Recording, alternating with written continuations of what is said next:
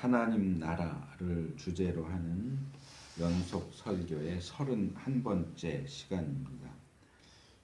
원래 계획으로는 지난주에 했던 요셉에 대한 설교로 이제 창세기를 끝낼까 하는 생각을 했었는데 아무래도 이 유다에 대한 내용을 한 번 더 살펴보는 것이 이후의 내용들로 넘어가는 데 있어서 필요하겠다라고 생각이 돼서 유다에 대한 내용을 오늘 한 번 더 살펴보고 이제 다음 주부터는 출애굽기 내용으로 넘어가기로 했습니다. 그래서 처음에 했던 서론적인 설교 한 편을 제외하면 창세기를 하나님 나라의 관점에서 우리가 30번에 걸쳐서 살펴본 것이 됩니다.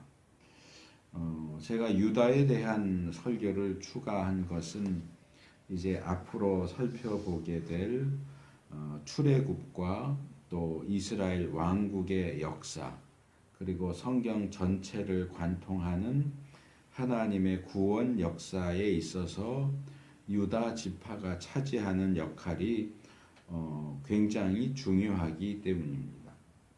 결국 유다 지파를 통해서 예수 그리스도에게로 연결되는 그러한 연결고리가 되는 것이 유다이기 때문에 오늘 우리가 이 유다 이야기를 두 가지로 첫째는 장자권, 그래서 오늘 설교의 제목을 제가 유다와 장자권 이렇게 붙였는데 장자권이라고 하는 주제와 관련해서 주로 오늘 설교의 주된 부분이 될 텐데 그 내용을 살펴보고 그 다음에 거기에 추가해서 창세기 38장에 나오는 유다와 다말 이야기,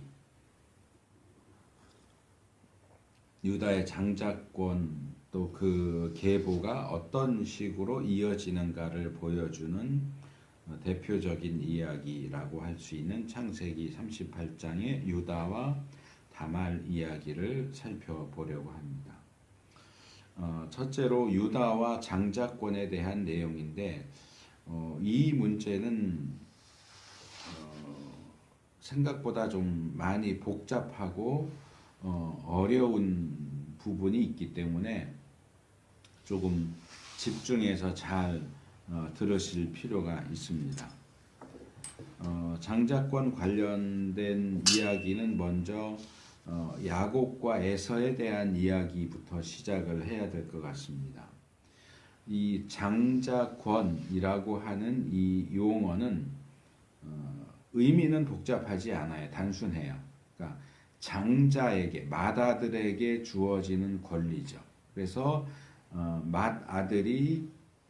맏아들에게서 맏아들에게로 대를 이어서 전해지고 내려가고 그래서 소유하게 되는 권리를 장자권이라고 합니다.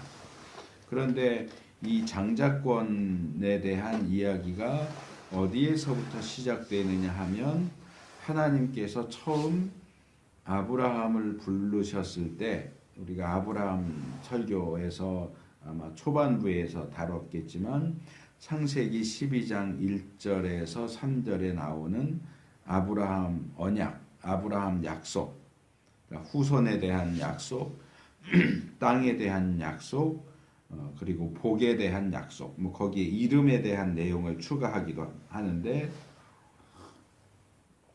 이 세 가지 또는 네 가지와 연결된 그 약속과 장자권이 서로 연결됩니다.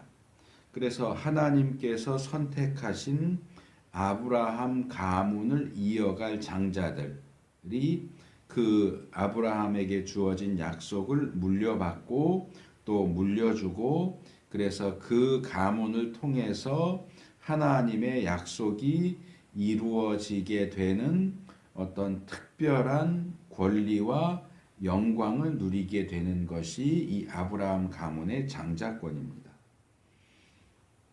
그리고 이 아브라함 약속에는 나오지 않지만 고대 근동의 관습과 연결돼서 현실적으로 그리고 실제적으로 유산을 넘겨줄 때 장자에게는 2배를 준다.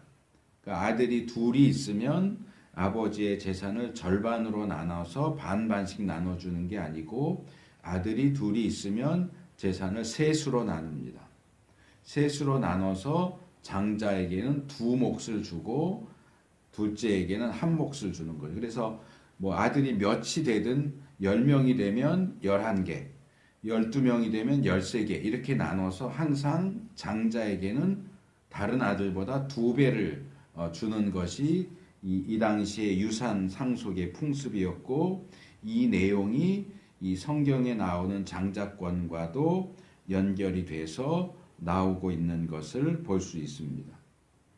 근데 이렇게 장자를 어떻게 보고 또 장자를 어떻게 대우하느냐 하는 이런 부분까지 와도 사실 장자권 문제는 복잡하지 않아요. 왜냐하면 어쨌든 그 모든 것은 첫째로 태어난 맏아들 장자에게로 넘어가는 특권이다라고 하는 점에서는 복잡할 것도 없고 어려울 것도 없죠. 물론 왜 장자한테는 2배를 주느냐고 따질 수는 있겠지만 기존에 행해에 오던 그런 관습적인 측면에서는 어려운 부분이 없죠. 그런데 이것이 좀 복잡해지는 것이 바로 야곱과 에서에게 와서 그렇습니다.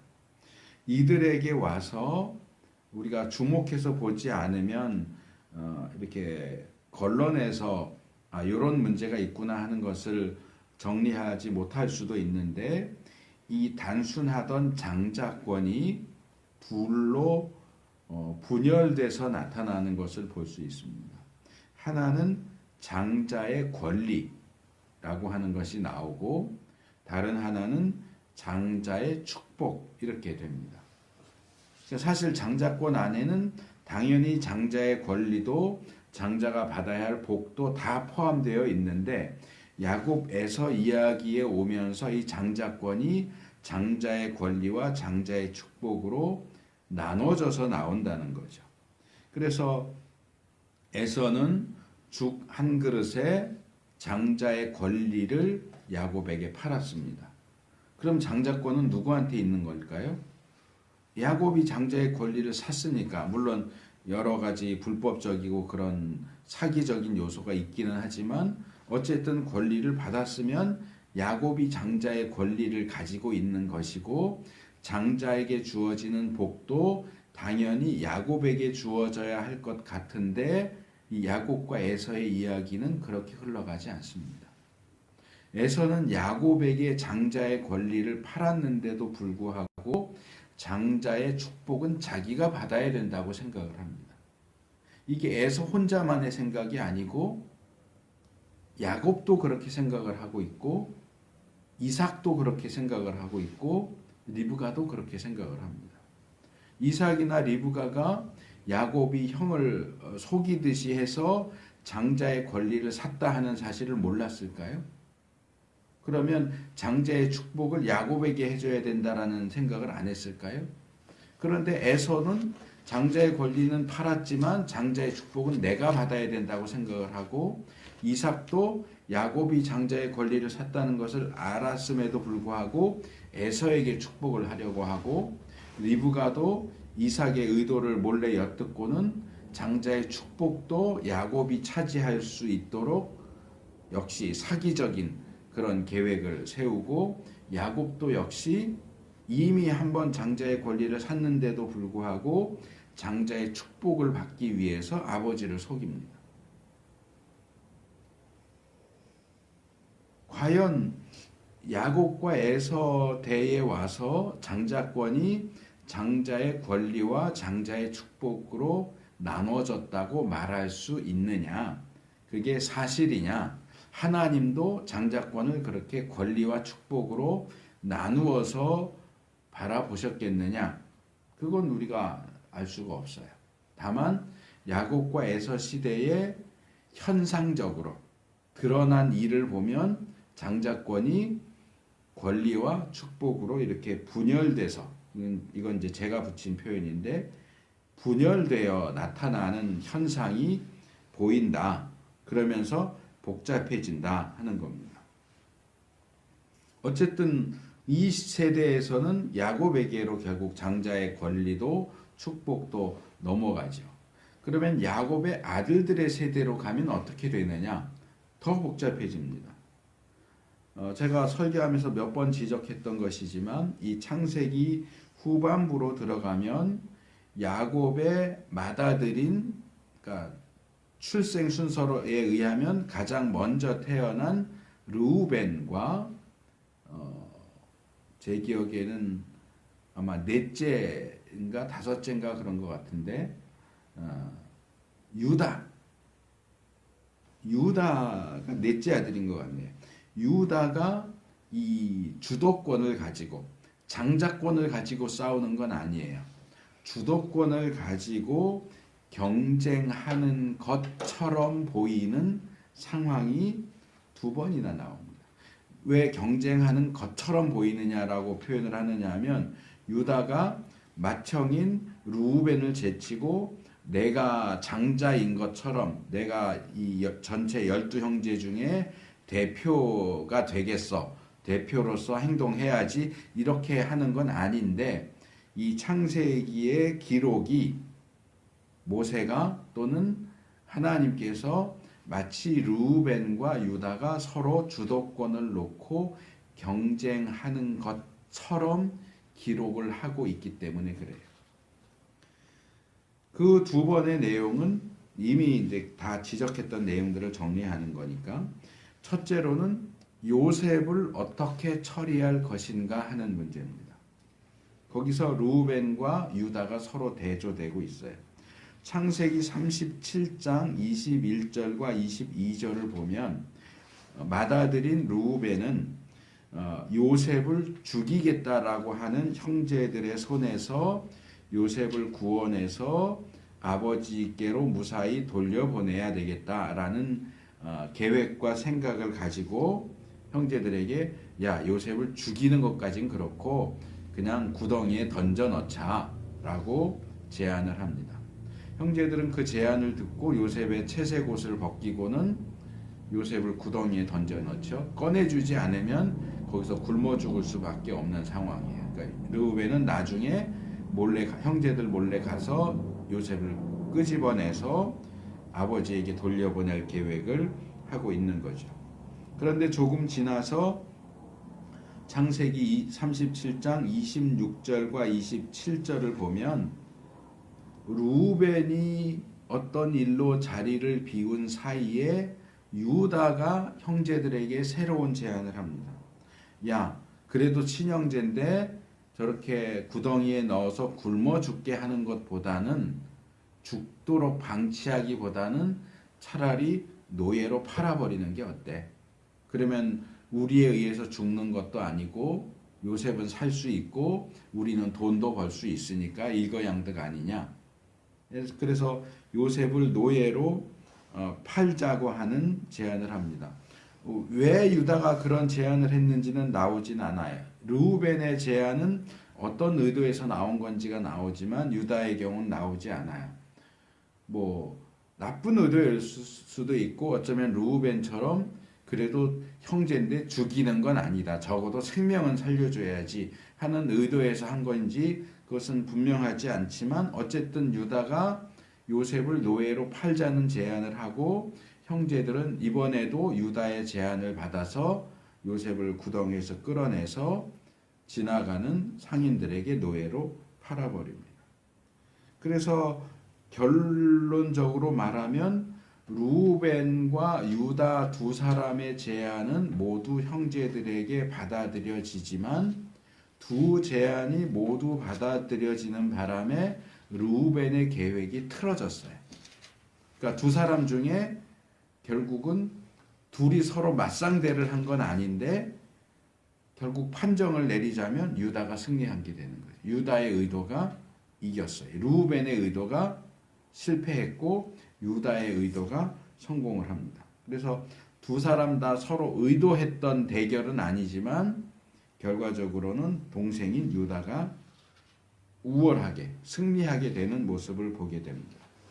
그 다음에 두 번째 문제는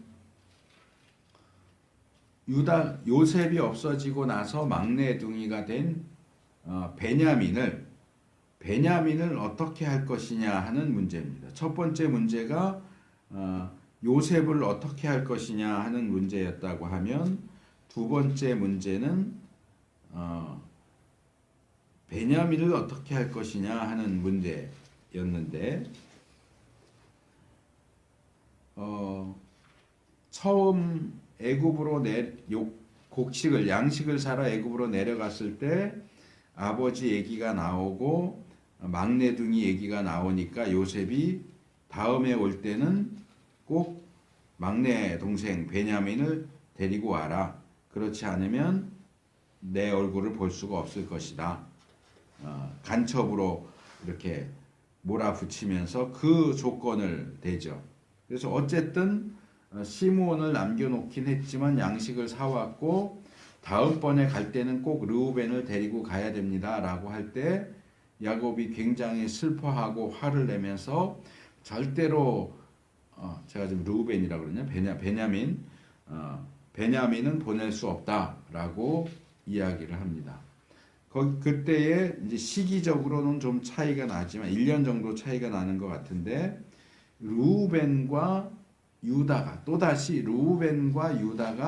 각각 아버지에게 베냐민에 대한 어떤 계획 또 책임과 관련된 발언을 합니다. 제안을 합니다. 그래서 창세기 42장 37절과 38절을 보면 르우벤이 베냐민을 무사히 애굽에 데려갔다가 데려오겠습니다. 베냐민의 안전을 보장하면서 만일 베냐민을 무사히 데려오지 못한다면 나의 두 아들들을 죽이십시오. 2배로 복수하십시오. 나의 두 아들을 죽이십시오라고 제안을 하죠. 그런데 야곱은 르우벤의 제안을 들은 척도 안 해요. 그리고 1년 정도 지나서 창세기 43장 3절에서 14절 보면 유다가 베냐민을 데려가야만 하고 베냐민을 무사히 데려오겠습니다 라고 하면서 조건을 붙이는데, 나 자신을 담보로 하겠습니다 라고 얘기를 하죠. 내가 담보가 되겠습니다. 아마 그래서 나중에 이제 베냐민 문제가 불거졌을 때 창세기 44장 33절에 보면 베냐민 대신에 내가 노예가 되겠습니다 라고 말하죠. 근데 그 상황에서 르우벤은 아무 소리도 안 해요.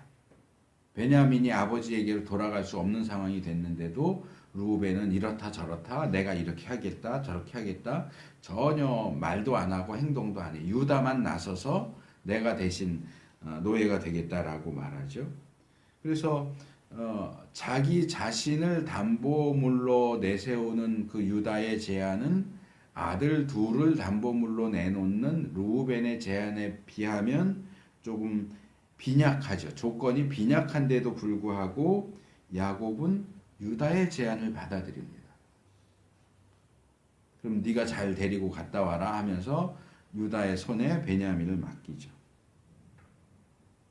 물론 여기에는 환경적인 요소도 있을 거라고 생각이 들어요. 왜냐하면 르우벤의 제안은 이제 막 곡식을 사가지고 온 직후에 되어진 제안이고, 유다의 제안은 그 곡식을 거의 다 먹어서 이제 애굽에 가지 않으면 안 되는 위급한 상황 속에서 되어진 제안이었기 때문에 이 상황적인 그 요소 때문에라도 야곱이 유다의 제안을 선택할 수밖에 없었을 것도 우리가 감안할 수 있지만, 어쨌든 결과적으로 또다시 맏형인 르우벤보다는 동생인 유다가 이기는,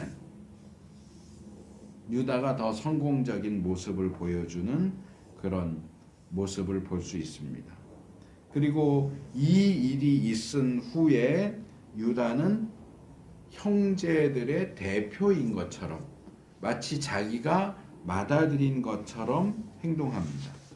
창세기 44장 14절을 보면, 그래서 우리가 성경을 자세하게 봐야 되는데, 이 은잔 문제로 이렇게 막 수색하고 그러다가 다시 잡혀오는데 이 창세기에 뭐라고 되어 있느냐 하면 붙잡혀오는 그 야곱의 아들들을 유다와 그 형제들이 붙잡혀왔다 이렇게 얘기해요. 유다가 그 형제의 대표로 제시되는 거죠.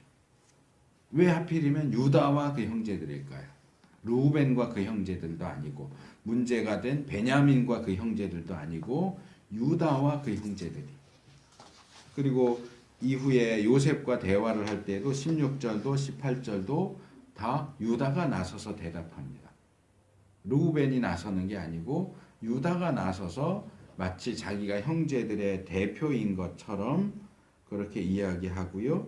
나중에 46장 28절, 47장 3절에도 뭐 바로와 만난다거나 이럴 때 형들이 바로와 대화했다 이렇게 하는데도 제가 생각할 때는 아마 유다가 그 형들의 대표로 여러 사람이 대답하진 않았을 거 아니에요. 아마 유다가 대표로 발언을 하게 되지 않았을까 그렇게 저는 추측을 해봅니다. 그러면 이제 야곱 에서 이야기에서 루벤과 유다 이야기 한 단계 더 와야 되는데 루벤과 유다와 요셉 이야기입니다. 그러면 이렇게 루벤과 유다가 서로 대조되는 걸 보면서 그러면 결국 유다가 루벤을 대신해서 장자권을 갖게 된 것일까라고 생각할 수 있지만 성경은 이 문제를 더 복잡하게 만듭니다. 야곱의 12아들들 가운데 과연 누가 장자권을 갖게 되느냐 하는 문제를 명확하게 정리해주고 있는 성경 구절이 있습니다. 역대상 5장 1절과 2절입니다. 거기 보면 우리 성경에 이렇게 괄호로 되어 있는 내용이 있어요. 1절 한 중반절부터 2절 마지막 절 끝에까지 이렇게 괄호로 해서 설명을 넣어놨는데 거기 보면 이렇게 돼 있어요. 루벤은 장자라도 그 아비의 침상을 더럽게 하였으므로 장자의 명분이 이스라엘의 아들 요셉의 자손에게로 돌아갔으나 족보에는 장자의 명분대로 기록할 것이 아니니라. 유다는 형제보다 뛰어나고 주권자가 유다로 말미암아 났을지라도 장자의 명분은 요셉에게 있으니라 기록을 합니다. 이게 무슨 얘기입니까? 자, 태어난 순서로 말하면 루벤이 장자다. 그런데 루벤은 잘못을 저질러서 장자의 권리를 잃어버렸다. 그 장자의 명분은 누구한테 갔느냐? 결국 요셉에게 갔다. 하지만 족보를 기록할 때는 요셉을 첫 번째 맏아들이라고 기록하지는 않는다. 장자의 명분이 요셉에게 갔지만 족보를 기록할 때는 요셉을 첫 번째로 기록하지는 않는다. 유다가 형제들 중에 가장 뛰어나고 주권자가 그 유다 지파에서 다윗이 나오잖아요. 주권자가 유다 지파에서 나왔지만 그래도 장자의 명분은 요셉에게 있다. 얘기를 하죠. 그래서 처음 야곱과 에서에서 나누었던 이야기 장자권이 그들 세대에 가서 장자의 권리와 장자의 축복으로 나누어졌다 그랬는데 여기에 장자와 관련된 또 하나 이야기가 나오죠. 장자의 명분. 장자의 명분이라고 하는 표현이 1절, 2절에서 3번이나 나와요. 그러면 장자의 명분은 또 뭐냐? 이름인데 장자라는 이름. 그냥 얼핏 떠오르는 거 보면 어떤 바지사장처럼 그냥 대표 실권은 없지만 이름만 갖는 그런 이미지가 떠오르는데 이 장자의 명분이 가리키는 것이 뭔지는 정확하지 않습니다. 요셉이 결국 루벤을 대신해서 장자권을 갖게 되었다라는 뜻일 수도 있지만 장자권을 이야기하면서 루벤하고 요셉만 이야기하는 게 아니고 유다 이야기를 거기 곁들이로 하고 있단 말이에요. 결국 장자권과 관련해서 야곱의 12명 아들 가운데 루벤과 요셉과 유다 셋이 마치 경쟁하는 것과 같은 구도가 생기고, 그러면 결국 누가 장자권을 갖는 거냐 하는 의문을 갖게 만듭니다. 저는 이 부분에서 야곱과 에서 세대에서 장자권이 장자의 권리와 장자의 축복으로 나눠졌던 것처럼 야곱 아들 세대에서는 장자권이 장자의 명분과 최대한 비슷하게 말을 제가 만들어 봤는데, 장자의 실질, 하나는 이름에 대한 거, 형식적인 이름에 대한 거고, 하나는 내용적인 실제적인 내용, 그러니까 알맹이. 한 사람은 장자의 이름, 껍데기를 갖는 거고, 한 사람은 그 장자권 안에 들어있는 실제 알맹이를, 실질을 갖는 거다. 그래서 장자의 명분과 장자의 실질로 나눠지는 게 아닌가 그렇게 생각을 합니다. 그래서 요셉에게는 장자의 명분, 이름이 가는 거고, 유다에게는 장자의 실질, 알맹이가 유다에게 간다. 그렇게 생각을 해요. 그러면 장자의 명분과 장자의 실질은 어떻게 다른 거냐? 그에 대한 내용은 지금 소개한 역대기 본문의 한 절반 정도 나오고, 창세기 49장은 야곱의 축복, 루벤에 대한 축복, 요셉에 대한 축복, 유다에 대한 축복을 살펴보면 100% 완전한 그림이 그려집니다. 그래서 야곱의 축복에 대한 내용을 좀 더 살펴보도록 하겠습니다. 창세기 49장 3절과 4절은 루벤에 대한 내용입니다. 3절에서 야곱은 마지로 태어난 루벤의 기본적인 자질을 찬양합니다. 루벤아, 너는 내 장자요, 나의 능력이요, 나의 기력의 시작이라. 위광이 초등하고 권능이 탁월하도다마는, 이렇게 얘기합니다.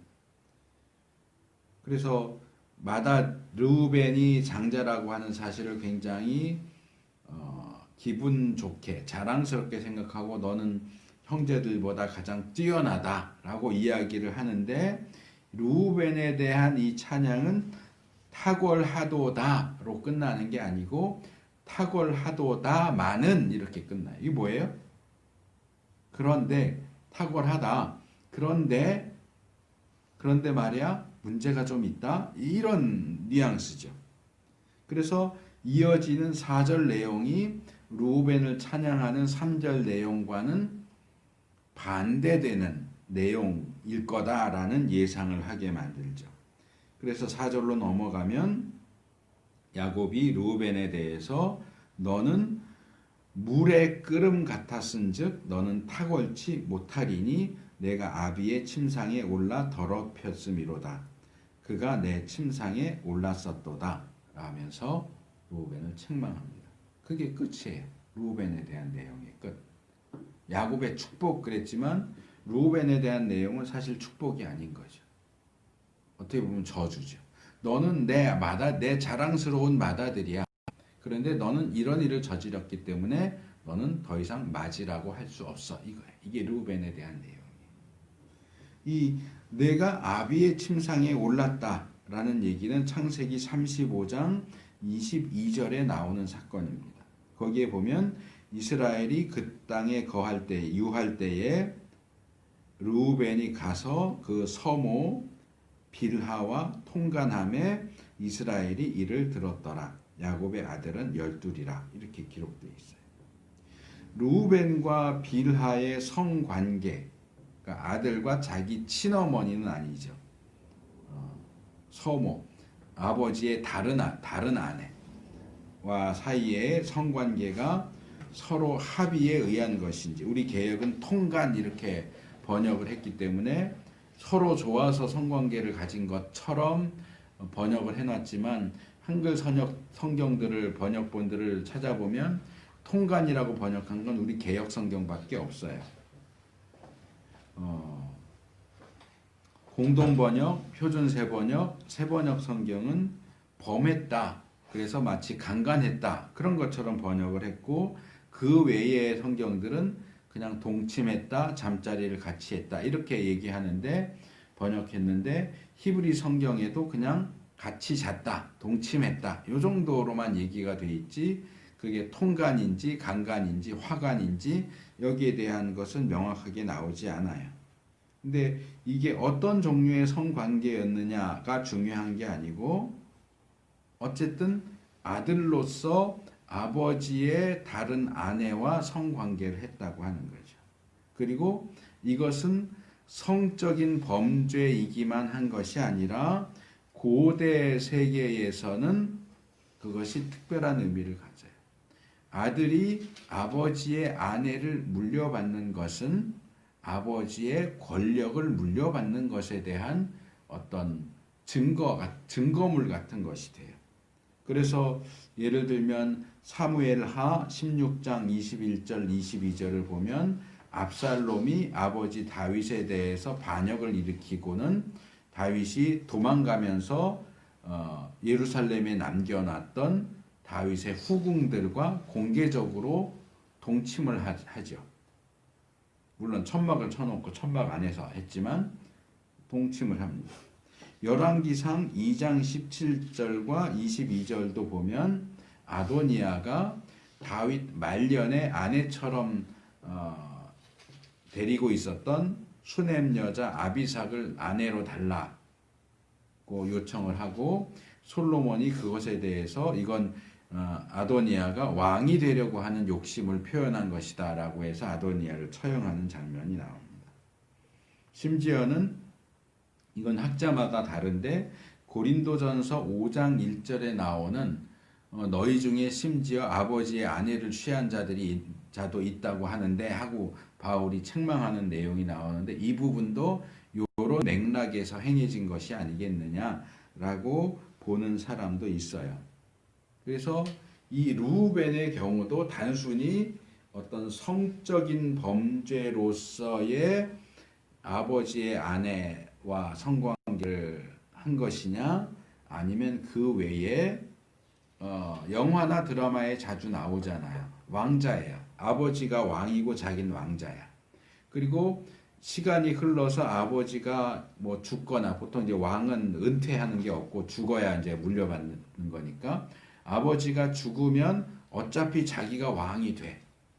그런데도 그 아버지 죽을 때까지를 기다리지 못해서 반역을 일으키고 아버지를 죽이고 자기가 왕이 되려고 하는 그런 아들들을 종종 볼 수 있는 것처럼 르우벤은 어차피 자기가 마지로 태어났기 때문에 그냥 자연스럽게 시간이 흐르고 아버지가 죽으면 자기가 그 가문을 물려받을 수밖에 없는데도 불구하고 이렇게 아버지의 아내와 성관계를 하는 걸 통해서 내가 아버지의 장자고 내가 아버지의 권력을 물려받을 거야 하는 그런 야심을 드러낸 것이 아닌가.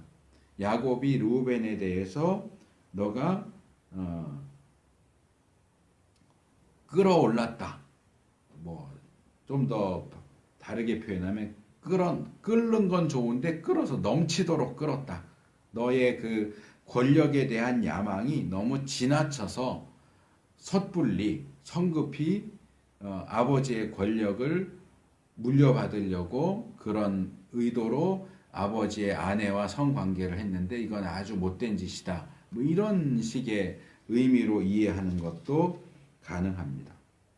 르우벤이 그렇게 행동한 결과 야곱은 비유적으로 너는 원래 맏아들로 태어나서 탁월한 자였지만 이렇게 했기 때문에 너는 더 이상 탁월하지 못하다.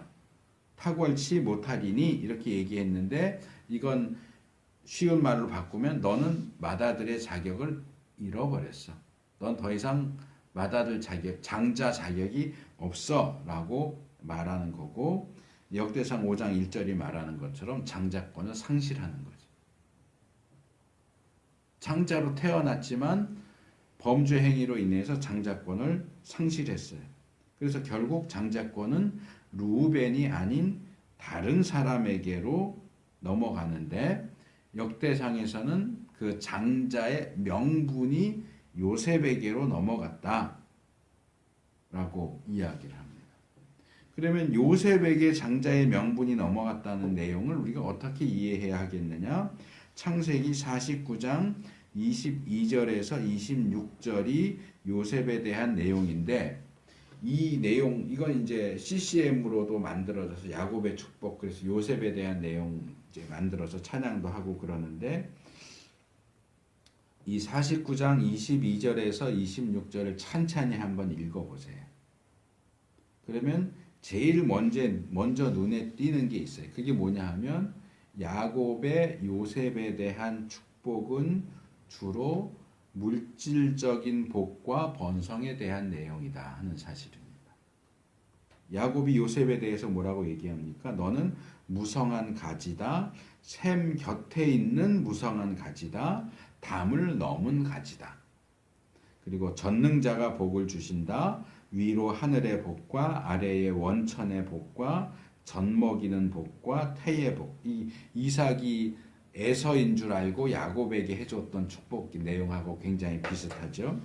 그리고 아브라함이나 이삭의 축복보다 더 나은 야곱의 축복이 영원한 산이 한없음같이 요셉의 머리로 돌아올 것이다. 그래서 이 복을 굉장히 많이, 번성과 물질적인 복에 대한 내용을 거의 주된 내용으로 이야기합니다.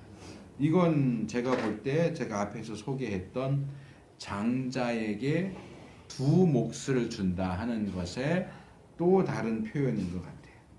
요셉에게는 다른 형제들보다 더 많은 복을 유산으로 넘겨줍니다. 실제로 요셉은 그의 형제들처럼 지파를 하나 형성하지 않아요. 요셉 지파라는 건 없어요. 그래야 12지파잖아요. 야곱의 12아들이 하나씩 지파를 형성해야 12지파가 되는데, 요셉 지파라는 게 없어요. 대신 뭐가 있어요? 요셉의 아들인 에브라임과 므낫세가 에브라임 지파와 므낫세 지파에서 두 개의 지파가 되죠. 우리가 그냥 흔히 12지파 하지만 엄밀하게 따지면 13지파예요. 왜? 요셉이 두 지파를 차지하는 거예요. 요셉이 나눠져서 에브라임 지파와 므낫세 지파로 나눠지죠. 그래서 실제로는 13개의 지파가 돼요. 제가 아까 두 몫에 대해서 설명했던 내용 기억하세요? 아버지의 재산이 있고 아들이 12이면 어떻게 한다고요? 재산을 12로 나눠서 하나씩 나눠주는 게 아니고 13수로 나눠요. 13수로 나눠서 맏아들에게는 2개를 줘요. 다른 아들한테는 하나를 주고. 근데 이게 딱 여기에 걸리는 거예요. 야곱의 아들은 12이에요. 그러니까 야곱의 재산을 13수로 나눠서 맏아들에게, 장자에게 두 몫을 줘야 되는데, 결국 두 몫이 누구한테 가느냐? 요셉한테 간다는 거죠. 에브라임 지파와 므낫세 지파. 이래서 이스라엘 역사 안에서 요셉은 항상 두 몫을 차지할 수밖에 없어요. 왜? 그의 아들 둘이 각각 하나씩 지파를 차지하니까 똑같이 13수로 나눠져도 요셉에게는 결국 두 몫이 돌아가는 거죠. 이게 장자의 명분이 의미하는 거라고 생각을 합니다. 물론 요셉에 대한 야곱의 축복을 읽어보면 복에 대한 내용 외에도 추가적인 내용이 있습니다. 예를 들어서 야곱의 전능자의 손을 힘입는다. 그로부터 이스라엘의 반석인 목자가 난다. 내 아비의 하나님께서 너를 도우실 것이다.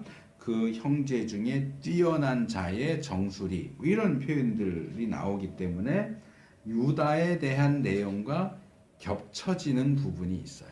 이게 또 문제를 복잡하게 만드는 거죠. 이 부분은 유다에 대한 내용을 소개한 후에 마지막에 정리하면서 제가 설명을 드릴 거고요. 자, 세 번째로 유다에 대한 야곱의 축복은 창세기 49장 8절에서 12절에 나옵니다. 이 8절에서 12절을 보면 유다에 대한 축복은 요셉에 대한 축복과 아주 대조적이에요. 요셉에 대한 축복이 주로 복에 초점을 맞추고 있다면 유다에 대한 축복은 주로 승리, 주권자, 통치자 그런 쪽에 초점을 맞춰요. 그래서 야곱이 유다에 대해서 뭐라고 얘기합니까? 형제의 찬송이 된다. 이 찬송이 유다의 이름의 뜻이거든. 너 이름대로 된다. 형제의 찬송이 된다. 원수의 목을 잡는다. 승리. 아버지의 아들들이 유다 앞에 절한다. 너는 사자 새끼다. 움킨 것을 찢고 올라가는다. 근데 아무도 너를 범할 수가 없다. 완벽한 승리죠. 실로가 오시기까지 통치자의 홀, 치리자의 지팡이가 유다에게 속한다. 모든 백성이 유다에게 복종한다. 또 좀 비유적으로 나귀, 포도나무, 포도주에 대한 내용도 나옵니다. 그래서 전반적으로 유다가 지도자가 된다, 통치자가 된다 하는 쪽으로 축복의 내용이 초점이 맞춰져 있어요. 특별히 49장 10절에 나오는 실로, 히브리 발음으로는 쉴로인데 이 쉴로는 무슨 뜻인지 좀 의미가 불분명해요. 히브리어 사전에 보면 뭐 평정했다, 뭐 그의 것, 그에게 속한 것, 뭐 평온, 뭐 이런 뜻으로 추측된다 이렇게 이제 하고 있는데, 그래서 이 한글 번역 성경들을 쭉 보니까 그냥 음력해서 실로라고 하거나 그 뜻을 풀어서 뭐 예를 들어서 공동 번역은 참으로 그 자리를 차지할 분, 참으로 그 자리를 차지할 분, 표준 세번역 또는 세번역은 권능으로 그 자리에 앉을 분, 우리말 성경, 현대인 성경은 소유자, 쉬운 성경은 참된 왕, 현대어는 크신 임금 이렇게 번역을 합니다. 그래서 이 단어가 무슨 뜻인지는 불분명하지만 모두가 동의하는 것은 이 실로라고 하는 호칭은 메시아를 가리키는 것이다 라고 본다는 거죠. 그러니까 메시아가 유다 가문에서 나온다는 거예요. 이 야곱의 축복은 결국 약속된 메시아는 유다 가문을 통해서 온다. 그래서 아벨, 여자의 후손 아벨, 셋, 셈, 아브라함, 이삭, 야곱으로 이어지는 이 구원자 메시아에 대한 약속이 루벤과 요셉과 유다 셋을 놓고 보면 결국 유다에게로 연결된다. 그래서 뒤에 뭐 선지서나 이렇게 보면 역사서도 그렇고 이새의 뿌리 얘기가 나오고 다윗의 자손 이렇게 나오면서 신약으로 넘어오면 예수 그리스도에게로 연결되는 거죠. 그래서 이 장자권의 가장 핵심이라고 하는 장자권의 어떤 외적인 것, 뭐 유산을 2배로 받는다 이런 건 요셉에게 넘어가지만 장자권의 가장 핵심이라고 할 수 있는 메시아에 대한 예언은 유다에게로 넘어. 그래서 제가 요셉은 장자의 명분, 유다는 장자의 실질, 알맹이라고 표현하는 거예요. 메시아에 대한 약속은 유다에게로 넘어갑니다. 그게 역대상 5장 2절에 제가 반쯤 나온다 한 게 주권자가 유다로 말미암아 난다 하는 거예요. 주권자, 왕이, 다윗이 유다 집에서 난다. 신약으로 하면 예수 그리스도가 유다 지파 출신이다. 그러면 이런 어떤 주권자, 통치 이런 것과 연결된 내용이 유다에게만 나오는 게 아니고 요셉에게서도 일부분 나오는 것에 대해서는 우리가 어떻게 이해해야 될까? 근데 이 부분에 대해서는 성경이 명확하게 설명하는 내용이 나오질 않아요. 성경이 얘기하지 않으니까 모르겠어 하고 넘어갈 수도 있겠지만 저는 성경 관련된 역사, 특별히 신구약 중간 시대의 역사와 사상, 그리고 기독교 조직신학의 기독론 부분에서 그 부분에 대한 해답을 찾을 수 있다고 생각을 합니다. 이 신구약 중간 시대는 신학적으로 아주 격변기예요. 그래서 구약에는 명확하게 나오지 않고 그냥 가볍게 툭툭 나오는 내용들이지만 신약에 가면 아주 확실하게 나오는, 확실한 것으로 나오는 그런 내용들이 이 신구약 중간 시대의 이 성경 안으로 들어옵니다. 그래서 이 신구약 중간 시대를 제대로 이해하지 못하면 구약과 신약이 서로 연결이 잘 안 되는 것처럼 느껴질 수 있어요. 예를 들면 천사에 대한 내용, 천사론, 사탄론, 구약에 별로 안 나와요, 이게. 근데 신약에 보면 아주 활발하게 아주 발전된 천사론, 사탄론이 나오는데 이게 신구약 중간 시대를 거치면서 발전되는 거거든요. 또 공로사상, 공적사상, 또 삼위일체와 관련된 이위일체에 대한 내용도 신구약 중간 시대에 나오는 사상입니다. 그런데 이 신구약 중간 시대에 우리가 지금 살펴보는 장자권에 대한 이해를 도와줄 수 있는 사상이 하나 있는데 두 메시아론이라고 하는 거예요. 뭐 더 들어가면 두 메시아론도 있고 세 메시아론도 있는데 두 메시아론이 더 일반적으로 많이 알려져 있는 내용이에요. 물론 뭐 성도들에게는 거의 알려져 있지 않은 내용이지만, 그러니까 두 메시아론은 메시아가 둘이다 그런 말이에요. 그러니까 구약에서는 메시아 약속이 주어지는데 메시아가 한 분이잖아요. 한 분 메시아인데 이 신구약 중간 시대에 가면 아무래도 메시아가 한 명이 아니고 두 명인 것 같아라는 주장이 나온다는 거예요. 두 명 또는 세 명인 것 같아. 이 두 메시아로는 뭐냐 하면 메시아가 한 명이 아니라 정치적인 메시아와 종교적인 메시아 두 명인 것 같다. 그러니까 바꿔 말하면 왕으로서의 메시아와 제사장으로서의 메시아 두 명인 것 같다라고 하는 주장이 신구약 중간 시대에 유대인들 사이에 발생했다는 거예요. 이 부분은 뭐 자세하게 다룰 수는 없고요. 그러면 너무 학적인 내용으로 넘어가니까 그냥 간단하게 말하면 제가 볼 때는 구약에 나와 있는 많은 메시아 예언을 정리하다 보니까 이게 너무 다양해서 그거를 한 명에게 몰아줄 수가 없었던 것 같아요. 물론 창세기에 보면 멜기세덱이라는 인물이 나옵니다. 멜기세덱은 왕이면서 동시에 제사장이기도 하죠. 뭐 우리나라도 옛날 단군이 왕이면서 제사장이기도 했다. 뭐 정치와 종교가 일치하던 시기가 있다라고 그렇게 가르치는 것처럼 고대로 올라가면 왕이면서 제사장, 동시에 제사장인 경우들이 없지는 않지만 이게 중간 시대로 넘어오면서 어떻게 동시에 왕이면서 제사장일 수 있어? 이런 생각을 하면서 결국 왕인 메시아와 제사장인 메시아를 이렇게 둘로 분리시키는 작업이 행해진 것이 아니겠느냐. 그리고 이 신구약 중간 시대에는 멜기세덱 문서라고 하는 것도 있는데 그건 너무 성경 이야기하고 다르게 멜기세덱은 결국 천상적 존재다 이렇게까지 얘기를 하고 있는데 어쨌든 신구약 중간 시대에 두 메시아론이라고 하는 것이 나오고 이것과 아주 비슷해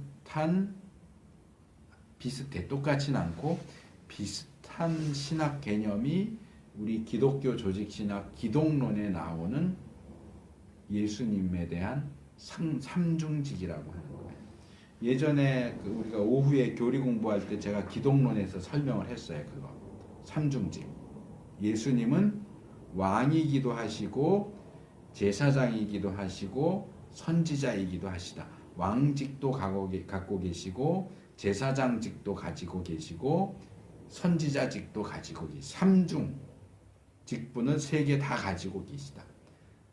그래서 구약에서는 메시아가 왕인 것처럼도 얘기하고 제사장인 것처럼도 얘기하고 선지자인 것처럼도 얘기하는데, 그래서 유대인들은 헷갈려서 메시아가 둘이야 셋이야 하나가 아닌 것 같아 라고 얘기하는데, 우리 기독교 신학에서는 그 왕, 제사장, 선지자 직분을 모두 다 예수님 한 분이 다 가지고 계시다.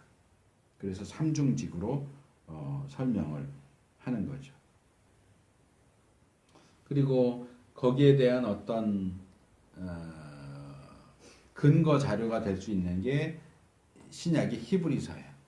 히브리서는 예수님을 멜기세덱의 반차를 잇는 제사장이다라고 이야기를 하죠.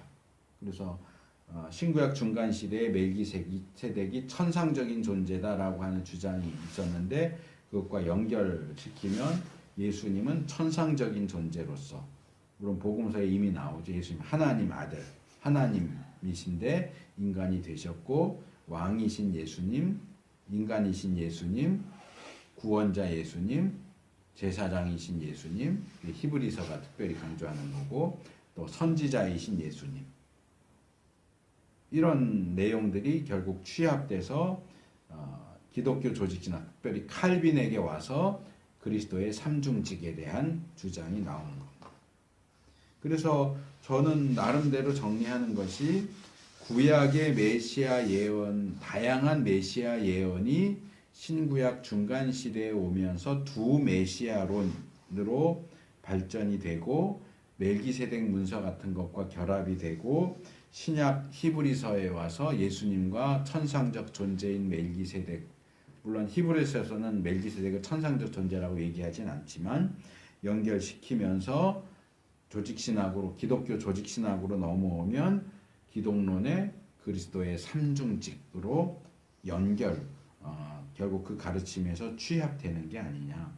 그리고 조금 과감한 주장이 될 수 있지만, 그런 발전의 가장 초기 형태가 장자의 권리와 축복, 장자의 명분과 실질, 특별히 장자권을 잃어버린 르우벤을 대신해서 장자권을 나누어 갖는 요셉 계열과 유다 계열이 이 두 메시아의 이론 또는 그리스도의 삼중직과 관련된 가장 초기의 형태 또는 시발점이 되는 게 아니냐라고 생각을 합니다. 그래서 둘로 나뉘어진 것처럼 보이는 장자권에 대한 가르침이 결국 최종적으로는 유다 지파 출신의 예수 그리스도의 안에서 취합이 되고 온전히 성취됩니다. 그래서 이 창세기는 창세기 3장 16절부터 제시되고 있는 메시아의 예언, 여자의 후손, 셋의 후손, 셈의 후손, 아브라함의 자손, 장자권 해서 쭉 내려와서 유다 지파로 지금 연결을 하는 거죠. 유다와 요셉에서 취합해서 그 이후로 나오게 될 메시아 예언의 기초를 마련을 하고, 그렇기 때문에 우리가 이 유다의 장자권, 유다와 장자권에 대한 내용이 조금 어렵고 복잡하기는 하지만, 이 내용을 살펴보는 것이 이후에 하나님 나라의 역사, 또 하나님의 구원 계획과 관련된 메시아 약속이 어떻게 성취되는가를 살펴보는 가장 기초적인 부분이 되기 때문에 이 내용들을 살펴보는 것이 필요하다라고 말씀을 드리는 겁니다. 자, 두 번째로 이제 유다와 다말에 대한 내용으로 넘어가겠습니다. 자, 이 이야기는 결국 뭐냐? 메시아 가문에 대한 얘기입니다. 메시아가 태어날 유다 가문이 어떻게 흘러가는가? 그래서 이 유다 가문에서 예수 그리스도로 연결되는 말하자면 첫 번째 징검다리. 유다에서 예수 그리스도 방향으로 가는 첫 걸음이 누구냐? 베레스와 세라야. 베레스와 세라. 근데 예수님은 베레스 계열이에요. 베레스 가문이에요. 그래서 베레스와 세라가 태어나는 다말과 유다 이야기가 창세기 38장에 나와요. 이 이야기를 다룬 창세기 38장은 거의 완벽하다고 생각되는 요셉 이야기 앞부분을 뭉텅 잘라내고 중간에 들어가요. 요셉이 팔려간 이야기가 끝나고 37장에 끝나고 38장에 갑자기 유다 이야기가 뜬금없이 들어가고 39장에 가면 다시 팔려간 요셉이 어떻게 됐다라는 얘기로 다시 요셉 이야기가 연결돼요. 그래서 도대체 왜 유다 이야기가 요셉 이야기 중간에 끼어 들어가 있느냐에 대해서 논란이 굉장히 많은 내용이에요. 저는 이 창세기의 기록자가 요셉 이야기를 이렇게 하다가 근데 이쯤에서 요셉 이상으로 이스라엘과 인류 구원 역사에서 중요한 역할을 하게 될 유다 이야기를 한 번쯤 짚고 넘어가는 게 좋지 않겠나 그렇게 판단했다고 생각을 해요. 그래서 요셉만큼 중요한 유다를 일부러 부각시키기 위해서 요셉 이야기를 잘라내고 한 부분을 잘라내고 거기에다가 유다 이야기를 끼워 넣는 거죠. 요즘 말로 말하면 노이즈 마케팅 비슷하게 왜 여기 유다가 나오지? 그래서 유다에 관심을 갖게 만드는 방식이죠. 그래서 이 창세기 38장을 읽으려면 마태복음 1장 3절을 안경처럼 써야 돼요. 마태복음 1장 3절이 뭡니까? 유다는 다말에게서 베레스와 세라를 낳고 베레스는 헤스론을 낳고 헤스론은 람을 낳고 그래서 유다에서 베레스로 해서 예수님에게로 족보가 연결된다는 사실을 지적해주는 내용입니다. 이 안경을 가지고 창세기 38장을 봐야 돼요. 그래서 이 부분에서 뭐 자세하게는 안 하고 몇 가지 점들만 좀 뭉텅뭉텅 말씀을 드리려고 합니다. 먼저 창세기 38장 1절과 2절을 보면 자 요셉을 노예로 팔아 넘기고 아버지를 속여 먹은 그 일 이후에 유다가 자기 형제들로부터 떨어져 나와요. 분가해요. 분가해서 가나안 사람들 사이에 살면서 가나안 사람 친구를 베스트 프렌드로 사귀고 가나안 여자를 아내로 삼아서 가정을 이룹니다. 제가 아까 유다와 루벤이 대조된다는 내용을 얘기하면서 지적을 했지만 제가 거기서는 얘기 안 하고 넘어간 게 이 창세기 38장이에요. 창세기 38장을 중심으로 해서 38장 이전의 유다와 38장 이후의 유다가 달라요. 38장 이전에는 유다에 대한 내용이 거의 나오지 않습니다. 딱 하나 나오는 게 뭐냐? 요셉 노예로 팔자고 하는 거예요. 나쁜 거죠. 못된 거죠. 형제의 생명을 살려주기 위한 것이라고 할지라도 이건 이제 추측이죠. 성경에서 얘기는 하지 않아요. 왜 그 제안을 했는지는 알 수 없는데 그래도 물론 형제를 죽이겠다고 하는 것도 나쁜 거지만 어쨌든 형제를 노예로 팔자고 제안을 한 것은 결코 긍정적으로 볼 수 없는 모습이죠. 유다를 우리가 좋게 볼 수 없어요. 그런데 이 38장 이후에 나오는 유다의 모습은 상당히 긍정적이에요. 아버지를 설득하고 베냐민을 대신해서 노예가 되겠다고 하고 형제의 어떤 대표 같은 모습으로 모든 일들을 지혜롭게 잘 처리하는 38장의 이전의 유다와 38장 이후의 유다는 완전히 다른 사람처럼 보여요. 그러면 도대체 38장에서 일어난 일이 무엇길래 유다가 이렇게 달라졌느냐. 그리고 38장 초반부에서 유다는 왜 형제들로부터 가족들로부터 갈라져 나왔느냐. 왜 형제들이 아니고 하나님의 선택된 백성인 아브라함 자손 그 가문이 아니고 가나안 사람들과 더 친하게 친구도 아내도 가나안 사람들 사이에 들어가서 살고 있느냐.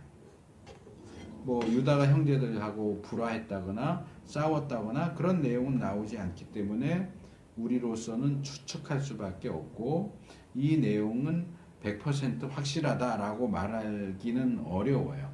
하지만 저는 이 전후의 문맥을 고려할 때 저는 유다가 자기가 나서서 요셉을 노예로 팔자고 제안을 하기는 했지만 실제로 그런 일들이 진행되는 걸 보면서 어떤 심경의 변화를 일으킨 것이 아닐까 그렇게 추측을 합니다. 하나님의 선택을 받았다고 잘난 체하는 형제들, 가족들 그리고 자기 자신을 포함해서 이게 도대체 뭐지? 하나님 선택받았다고 잘난 체하는 이 사람들보다 하나님 모르는 가나안 사람들이 더 나은 것 같아 라는 생각을 하지 않았을까. 그래서 형제들을 떠났고 가나안 사람들 틈바구니로 들어가서 가나안 사람과 가장 친한 친구를 삼고 가나안 여자를 아내로 삼지 않았을까. 이런 심경의 변화를 전제하면 유다의 행동들이 다 쉽게 설명이 돼요. 물론 그렇다고 해서 지금의 유다가 하나님 쓰시기에 좋은 상태냐? 그렇진 않아요. 앞으로도 거쳐야 될 시련과 연단이 있어요. 유다와 가나안 아내 사이에는 3명의 아들이 태어났습니다. 첫째는 엘, 하나님이란 뜻이에요. 아들 이름을 하나님이라고 지었어요. 엘은 그 좋은 이름과는 달리 하나님 보시기에 악했다고 해요. 뭐 구체적으로 어떻게 악했는지는 모르겠어요. 그런데 다말과 결혼한 얼마 후에 자녀도 생기기 전에 하나님 보시기에 악했기 때문에 하나님께서 직접 죽이셨어요. 이 하나님이 죽이셨다라고 하는 표현은 요절을 하거나 젊은 나이에 죽거나 자연사가 아닌 거죠. 요절을 하거나 객사를 하거나 이럴 경우에 사용되는 표현이거든요. 뭔가 자연스럽지 못한 죽음. 누가 봐도 저건 벌 받아서 죽었네 할 만한 그런 죽음으로 죽었어요. 그래서 둘째 아들인 오난, 이 오난은 강하다 그런 뜻이에요. 그래서 둘째 아들인 오난이 자녀가 없이 죽은 형의 가문을 이어주기 위해서 형수 다말을 아내로 취했어요. 그건 이제 형사 취수제. 형이 죽으면 형수를 취하는 제도. 그래서 형의 가문을 이어주는 제도. 그래서 둘 사이에서 태어나는 첫 번째 아이는 형의 아들이 돼서 형의 가문을 이어가고 두 번째 아들부터 자기의 맏아들을 삼아서 자기 가문을 이어가는 그건 형사 취수제, 수혼제라고도 하는데 모세 율법에 명확하게 나와 있지만 율법이 세워지기 이전부터 관습적으로 이런 것이 있었던 것으로 보여요.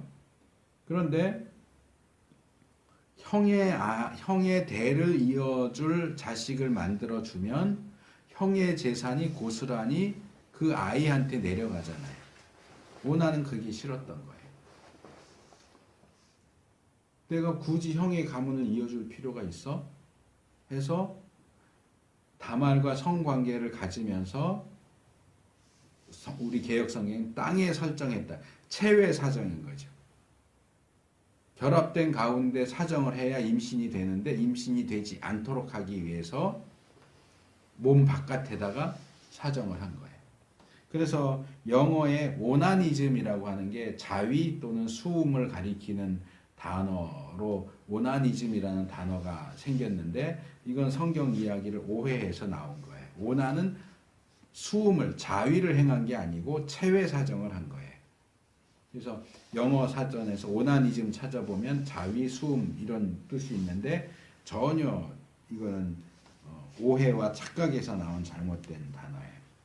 근데 이런 오난의 행동이 하나님 보실 때에 이 오난해라는 이름이 강하다 그랬는데 이 자기애가 강했는지 욕심이 강했는지 어쨌든 이런 식으로 행동을 했고 그것도 역시 하나님 보시기에 악했기 때문에 오난도 형 엘처럼 하나님에 의해서 죽었어요.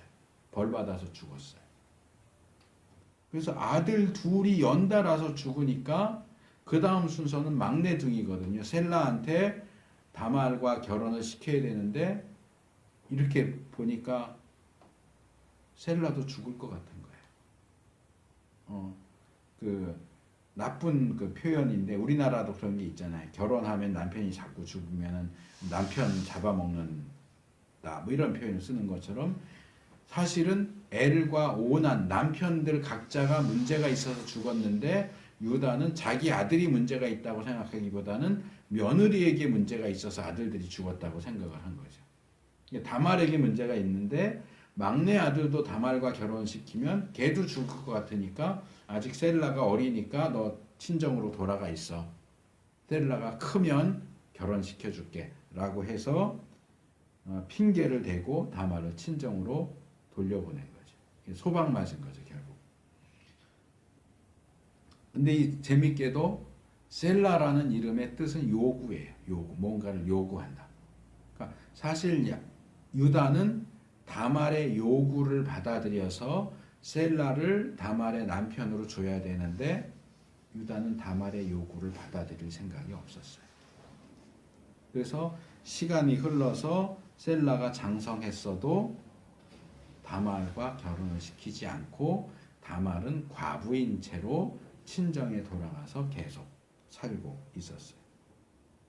이 형사 취수제의 의무를 시행할 의지가 없었던 거죠. 유다에게.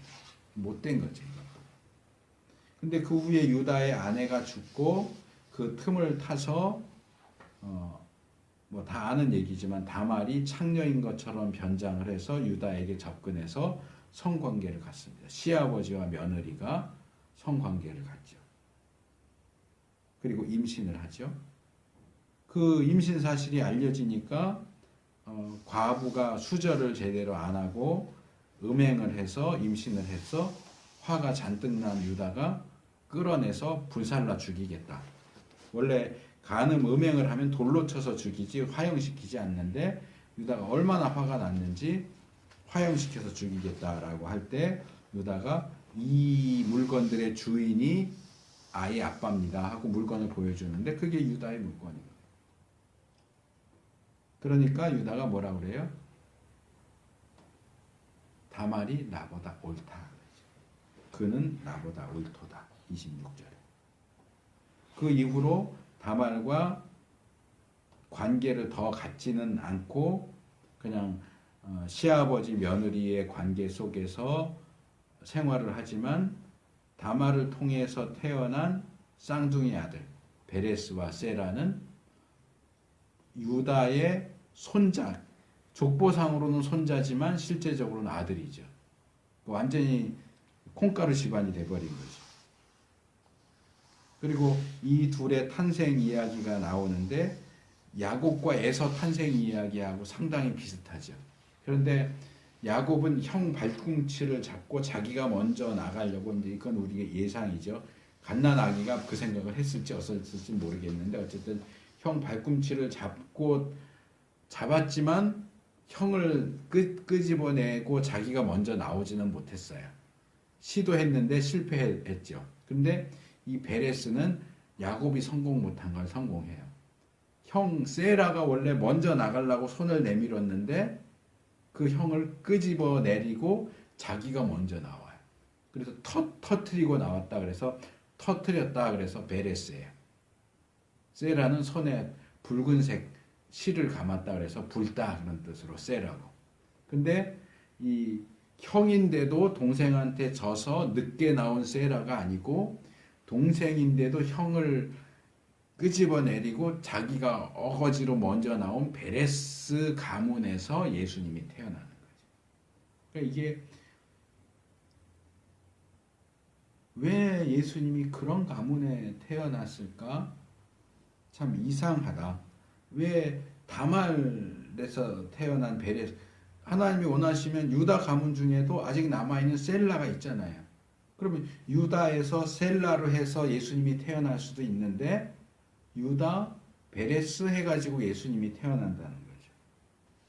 그래서 유다는 일반적으로 볼 수 없고 경험할 수 없는 그런 기막힌 일들을 경험해요. 두 아들이 요절하고 며느리와 알고서 한 건 아니지만 모르고서 며느리와 관계를 하고 아들이면서 동시에 손자인 아이들을 얻죠. 그런 과정을 통해서 유다가 단련된 겁니다. 야곱이 100년 넘는 생애를 거쳐서 험악한 세월을 거쳐서 단련된 것을 유다는 비교적 짧은 시간 안에 아주 세게 단련을 받은 거죠. 그래서 38장 이후의 유다는 38장 이전의 유다와는 다를 수밖에 없다. 그를 다르게 만든 것은 이 38장의 사건들이다.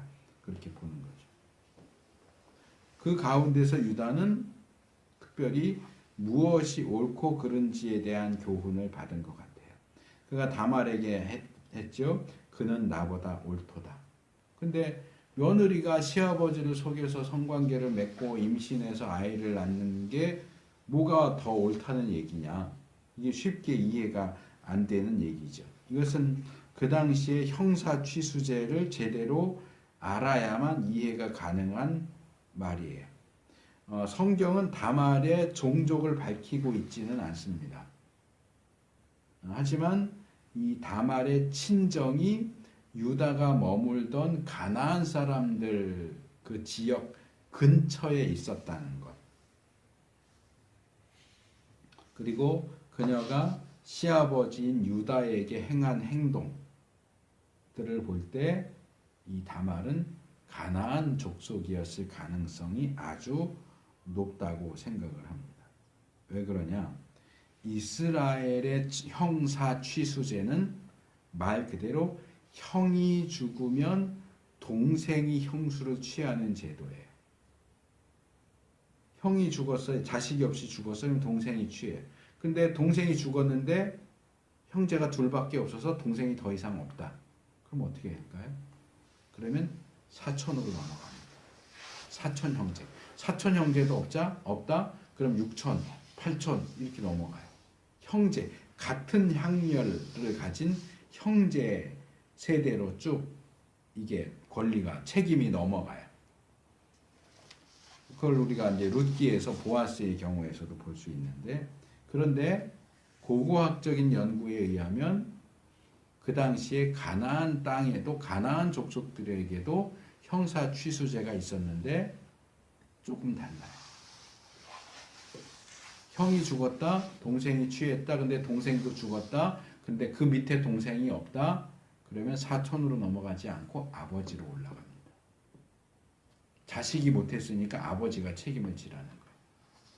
그러니까 이스라엘 사람들 머릿속에서는 형사 취수제는 형제 학렬로 가는 거기 때문에 다말이 한 행동은 이해를 할 수 없는 폐륜이고 파렴치한 행동인데 가나안 사람들 생각에서는 그건 당연한 권리예요. 왜? 아들을 안 주잖아요.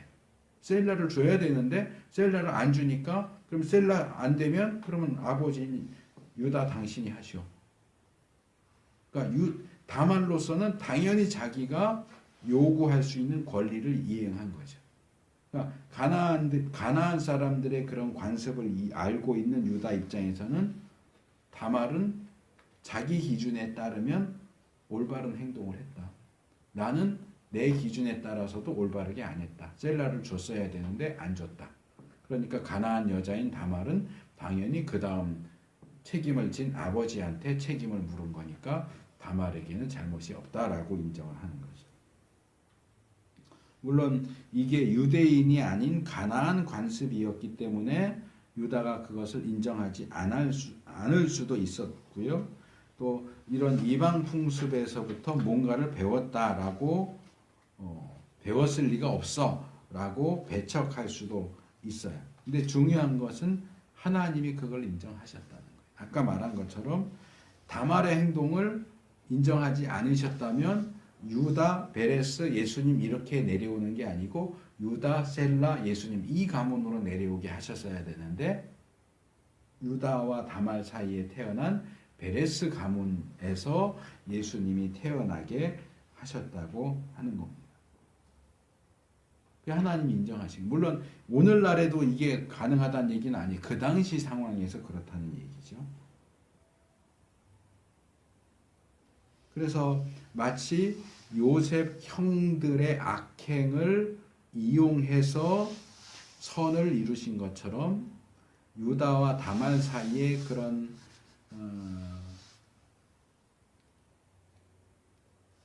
불륜에 가까운 파렴치에 가까운 폐륜에 가까운 그런 악을 이용하셔서 선을 이루신 것이요. 물론 그렇다고 해서 하나님은 어차피 우리의 악행도 선으로 바꾸시는 분이시니까 우리가 무슨 짓을 하든지 상관이 없어 그렇게 말하면 안 됩니다. 바울이 책망하면서 얘기했던 것처럼 로마서 6장 1절 2절 그런즉 우리가 무슨 말 하리요 은혜를 더하게 하려고 죄에 거하겠느뇨 그럴 수 없느니라. 죄에 대해 죽은 우리가 어찌 그 가운데 더 살리요 라고 했던 그런 악행을 반복하는 것이 될 겁니다. 자, 오늘 살펴본 것처럼 하나님은 유다를 귀하게 사용하셔서 메시아 예수님의 사역을 준비하게 하셨습니다. 물론 거리는 상당히 멀죠. 시간적인 거리는 멀지만